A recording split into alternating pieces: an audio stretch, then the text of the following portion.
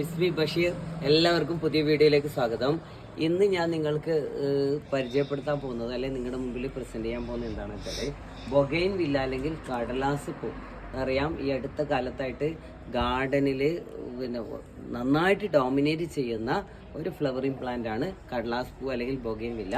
അതിൻ്റെ കുറേ colour varieties ഉണ്ട്. പിങ്ക് അല്ലെങ്കിൽ യെല്ലോ കളർ, വൈറ്റ് കളറ്, അതിൻ്റെ തന്നെ ഓരോ കളേഴ്സിൻ്റെ തന്നെ വേറെ വെറൈറ്റീസ്. അങ്ങനെ ഗാർഡനിൽ ഭയങ്കര നിറഞ്ഞിരിക്കുന്ന പ്ലാന്റാണ്. പക്ഷെ മഴക്കാലമായിക്കഴിഞ്ഞാൽ ശ്രദ്ധിച്ചോ, മഴക്കാലമായിക്കഴിഞ്ഞാൽ എല്ലാ ബൊഗൈൻവില്ലും ലീഫൊക്കെ കൊഴിഞ്ഞിട്ട് ഇതുപോലെ ഇങ്ങനെ കമ്പ് മാത്രമുള്ള അവസ്ഥയിലേക്ക് എത്തും. അപ്പം നമ്മൾ ചെയ്യേണ്ടത് എന്താണെന്ന് വെച്ചാൽ നമ്മുടെ മെയിനായിട്ട് ഇതൊന്ന് ട്രിം ചെയ്ത് കൊടുക്കുക എന്നുള്ളത്. അതായത് ഇതൊക്കെ പിന്നെ സൈഡ് ബ്രാഞ്ചസ് ഒക്കെ നന്നായി ട്രിം ചെയ്ത് കൊടുക്കുക. ഒന്നുകൂടി ചെയ്യാം. ആ ട്രിം ചെയ്ത് കൊടുത്തതിന് ശേഷം ഇനി ചെയ്യേണ്ടത് എന്താണെന്ന് വെച്ചാൽ ഇതിൽ കുറച്ച് ചാണകപ്പൊടി എടുത്തിട്ട് കുറച്ച് ഇതിൻ്റെ സൈഡിലൊക്കെ നന്നായി ഇട്ടതിന് ശേഷം ഒന്ന് നന്നായിട്ട് ഇളക്കി കൊടുക്കാം.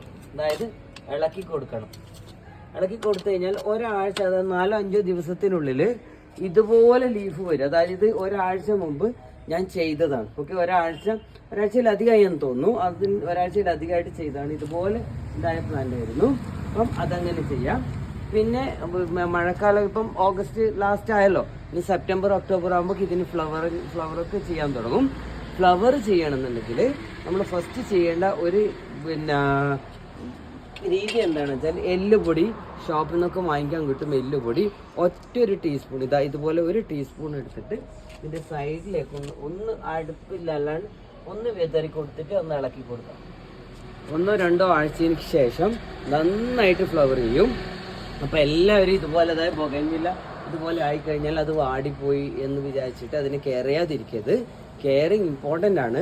അത് ശരിക്കും പറഞ്ഞാൽ ഇത് റീപ്പോർട്ടാണ് ചെയ്യേണ്ടത്. പുതിയ ചട്ടിയിലോട്ടേക്ക് മാറ്റിയാണ് ചെയ്യേണ്ടത്. പക്ഷെ അത് കുറച്ച് പ്രയാസമാണ്. കുറച്ച് വലിയ പ്ലാന്റ് ഒക്കെ ആകുമ്പം റീപ്പോർട്ട് ചെയ്യാൻ ബുദ്ധിമുട്ടാണ്. അതുകൊണ്ട് തന്നെ ഈ രീതി എല്ലാവരും ഫോളോ ചെയ്യാം. എല്ലാവരും വീഡിയോ കാണുക.